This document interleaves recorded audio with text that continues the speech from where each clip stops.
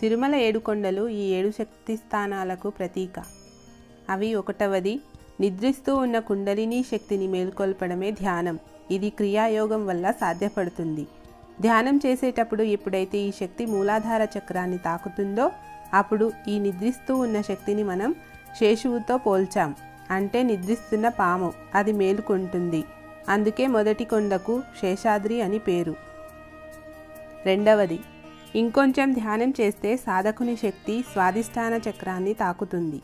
ఇప్పటికీ సాధకుడికి 140% సాధించినట్లు. సాధన పట్ల కోరిక, పరమాత్మను కనుక్కోవాలని ఆరాటం మొదలవుతాయి. ఇక్కడ అంటే స్వాధిష్టాన చక్రం వద్ద వినిపించే శబ్దం వేణుగానం. వేద అంటే వినడం అని అర్థం.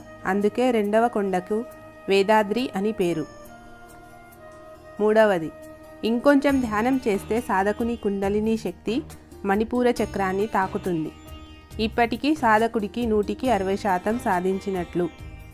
ఇప్పటికీ సెల్ఫ్ కంట్రోల్ వచ్చేస్తుంది. జ్ఞానశక్తి పెరుగుతుంది, గ్రహణ శక్తి పెరుగుతుంది. గకార శబ్దం జ్ఞానానికి ప్రతీక. ఇక్కడికి వచ్చేటప్పటికి సాధకుడు జ్ఞానారూఢుడై అవుతున్నాడు.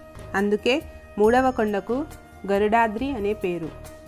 4వది ఇంకొంచెం ధ్యానం చేస్తే సాధకుని కుండలిని శక్తి అనాహత చక్రాన్ని తాకుతుంది. ఇప్పటికీ సాధకుడికి 180% సాధించినట్లు.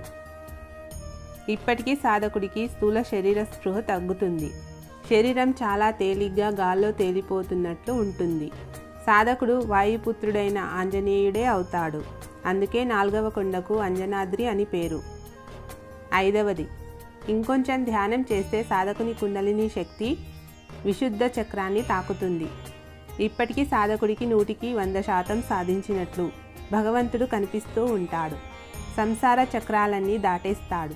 అన్ని బంధాలు విడిపోతాయి. ప్రాణ నియంత్రణ శక్తి వస్తుంది. ఇంకా పరమాత్మ వైపు పరిగెడుతూ ఉంటాడు. ఎద్దుకు అచ్చు వేసి వదిలేస్తే ఎలా దాని ఇష్టం వచ్చినట్లు పరిగెడుతుందో అలాగా. అందుకే 5వ కొండకు వృషభాద్రి అని పేరు.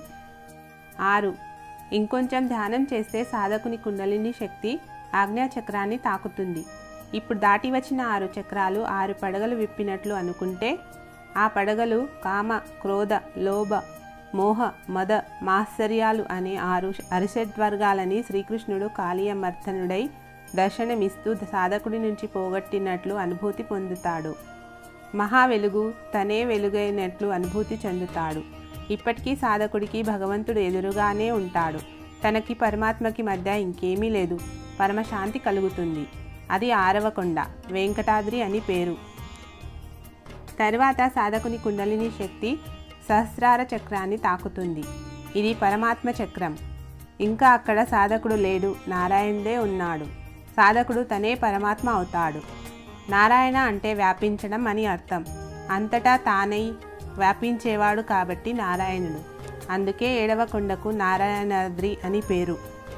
ఇది యోగా పరంగా తిరుమల ఏడుకొండల అంతరార్థం.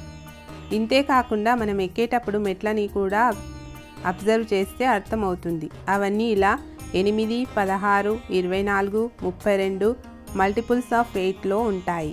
దీన్ని మనం అష్టాంగ యోగం చేయమని చెబుతున్నట్లు అన్వయించుకోవచ్చు. ఎందుకంటే అష్టాంగ యోగం అంటే యమ, నియమ, ఆసన, ప్రాణాయామ, ప్రత్యాహార, ధారణ, ధ్యాన సమాధి. భగవంతుణ్ణి చేరుకునే 7 క్రియలను కొండల రూపంలో, 8 యోగాలను అష్టాంగ యోగం మెట్ల రూపంలో స్వామివారు మనందరికీ కళ్ళ ముందు ఉంచారు. కళ్ళు తెరిచి చూస్తే నారాయణులం, తెరవకపోతే నరులం. ఓం నమో వెంకటేశాయ.